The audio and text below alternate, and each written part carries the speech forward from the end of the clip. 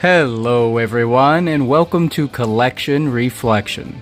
Today we will be reflecting on the Power Rangers Street Fighter crossover, Morphed Ryu, the Crimson Hawk Ranger. And before we take a deep dive into the figure itself, we will take a look at his packaging. Now we have the figure out of the way, so we can take a nicer look at the box. In the top left corner you can see a portrait of Ryu. Unfortunately, this figure does not come with a civilian head. But I do really enjoy the background. It looks like he's fighting on top of a roof of some kind. On the sides, we get that same portrait, as well as the name of the figure. And on the other side, there's this awesome artwork of the character in his morphed form. This is what the back of the box looks like. You can see a product shot of the character with his height, the accessories that he's going to come with, and a nice little pose that you can recreate.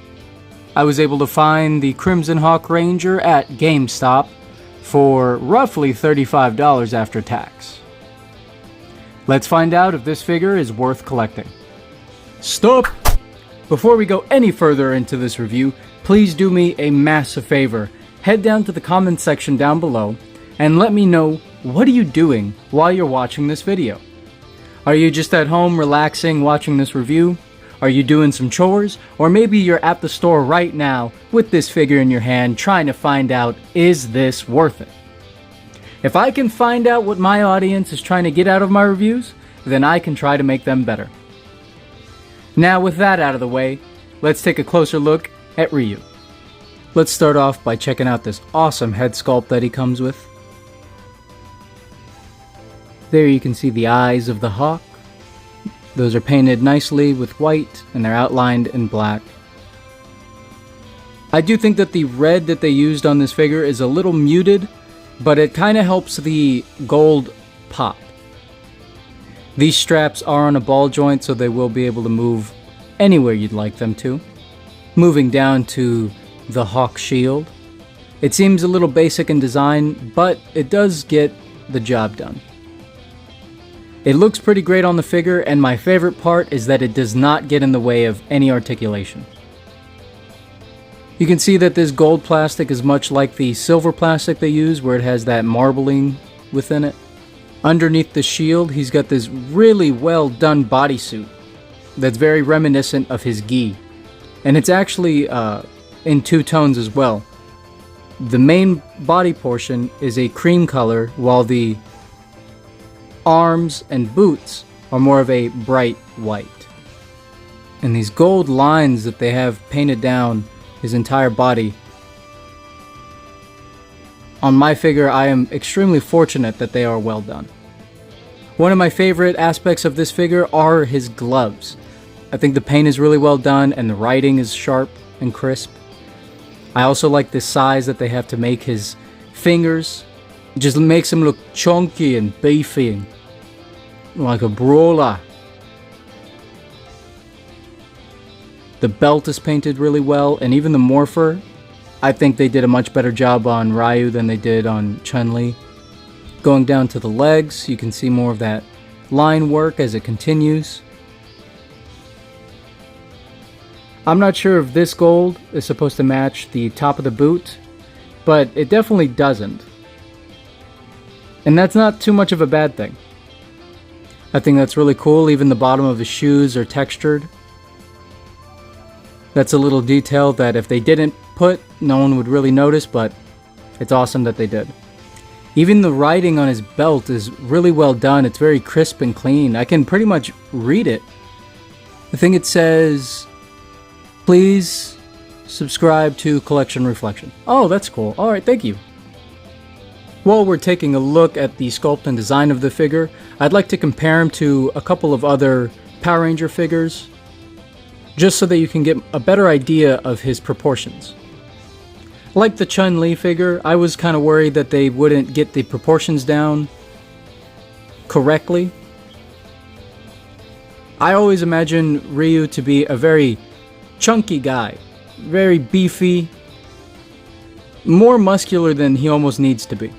So whenever I first saw the product shots for this figure, I was worried that he'd be a little too thin. I thought they were going to make him just about the same size as all the other Lightning Collection figures. But if we bring in Space Blue, we can match them up side to side, and you can see that Ryu's arms are definitely more defined, and they are a bit bigger. His thighs look roughly around the same size though. And since we're looking at thighs, let's go ahead and bring in Chun-Li. I'm happy to say that it looks like Chun-Li does have the thickest thighs out of the three. There's a quick comparison of all the biceps next to each other, and Ryu's is clearly the biggest. At first, I thought they were just going to reuse the bicep pieces of the Ninja Turtle figures, because you can see there that they're much more muscular than any of the other Lightning Collection. But if we put them side to side, Donatello's bicep is actually bigger than Ryu. As I said in my Chun-Li review, which is already out on my YouTube channel, I believe that the reason why they chose the size for the proportions that they did was because they are going for a more realistic representation of these characters. So after considering that, I am okay with the proportions that they chose for this figure. Time to check out this figure's articulation. As I said before, the headband is on a ball joint. It can blow back in the wind and come over his shoulder. Head is on a ball joint that goes 360. It can look up that much and down that much. I do wish they went back to the disc hinge because it would allow for a lot more up and down head movement. His shoulders can go full 360 and the armor will move out of the way. You can stick his arms up about that much before the shield starts pushing them away from each other. He's got some stiff butterfly joints, but they can go back that far. His shoulders go out to about 90. Bicep swivel. Double jointed pinless elbow.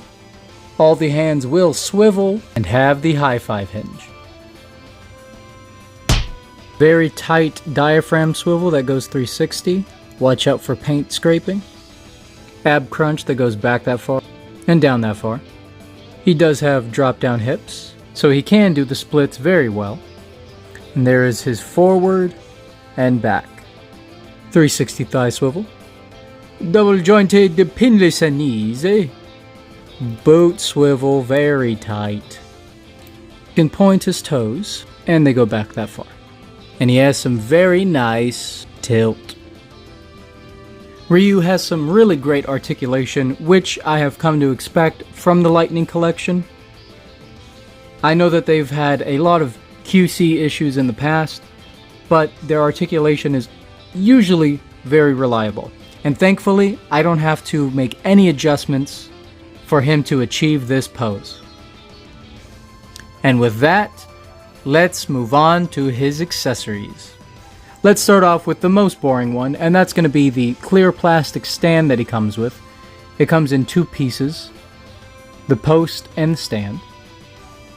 And it is exactly the same as the one that came with Chun-Li, and we can use his stand to take a closer look at the effects pieces that he comes with.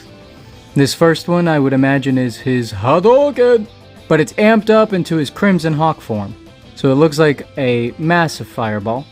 Next up is this flaming punching / kicking effect that you can apply to the figure, and it can look a little something like this.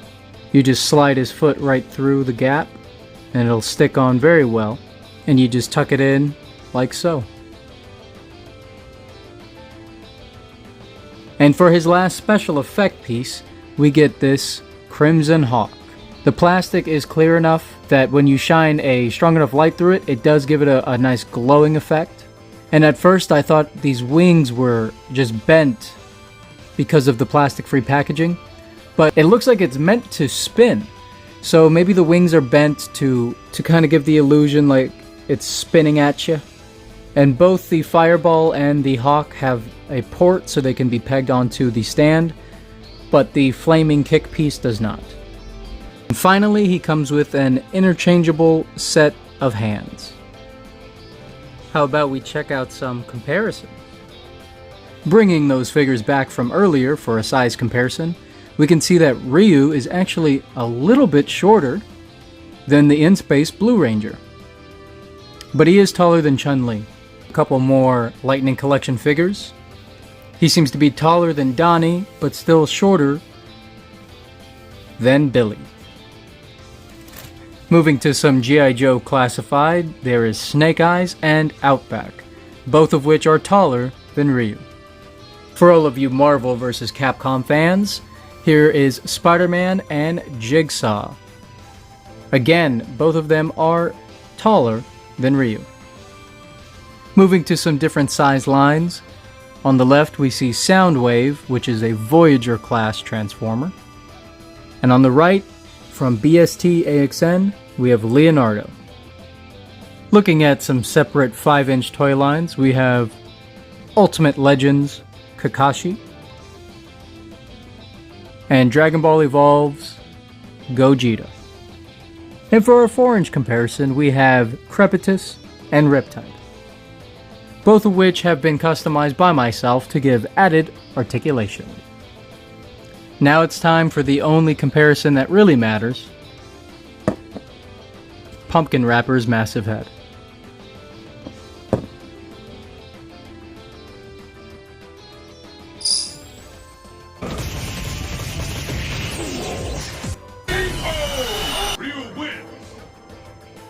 Moving on to my final thoughts about this figure, I have to say, it's honestly one of my favorite figures from the Lightning Collection. I think when they do a crossover, they completely knock it out of the park. I don't really have any intention on collecting any of the Cobra Kai crossovers, but as far as the Ninja Turtles and the Street Fighters, every figure that I've collected so far has been A+. And I don't think Ryu is any different. I am a bit hesitant to pick up the Ken and Cammy figure, but honestly, Chun-Li and Ryu have made me quite optimistic, and I think I'm actually going to try to give it a shot. But as far as this figure goes, the paint is extremely well executed. The design of the character is very well done. You can clearly tell that it's Ryu. While his design choice might not be as interesting as Chun-Li's, I don't think that's this character's fault at all. I really enjoy his accessories as well, because they can be used for other characters, but they are also very character specific and can help you pull off some of those great action shots that you think of when you imagine Street Fighters.